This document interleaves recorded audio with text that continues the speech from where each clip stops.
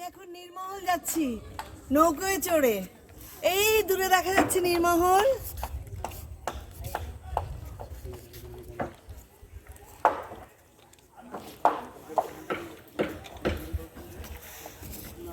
নৌকোয় চড়ার খুব আনন্দ লাগে। নৌকোয় চড়ে যাচ্ছি নীরমহল দেখতে। আগরতলার কাছাকাছি রুদ্রসাগর হ্রদের উপর অবস্থিত একটি প্রাসাদ। একে জলপ্রাসাদও বলা হয়ে থাকে।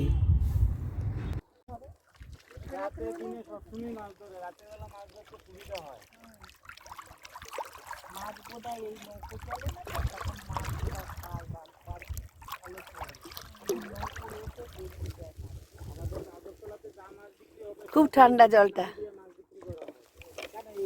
এই হচ্ছে ত্রিপুরার আগরতলার নীরমহল। নীরমহলের ভিতরটা এটা। এই যে লেখা রয়েছে আই লাভ নীরমহল। কি সুন্দর জলে ছায়া পড়েছে।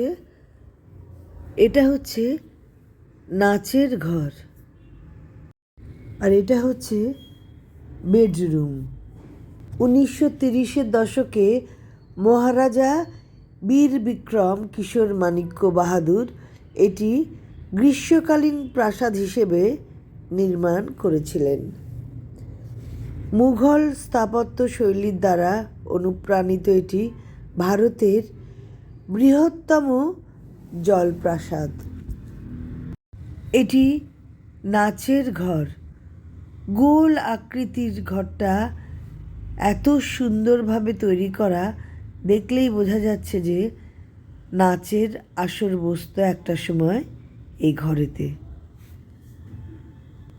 এই গ্রীষ্মকালীন প্রাসাদটি রাজার ঐশ্বর্যপূর্ণ স্বাদকে প্রতিফলিত করে এবং রাজ পরিবারের জীবনধারা এবং সেই যুগের স্থাপত্য উচ্চাকাঙ্ক্ষার একটি প্রমাণ। নীরমহলের ভিতরে দুটো সিঁড়ি রয়েছে যেখান দিয়ে হ্রদের জলে অবতরণ করা যায়। মহারাজারা হাতে চালিত নৌকা করে প্রাসাদে যেতেন।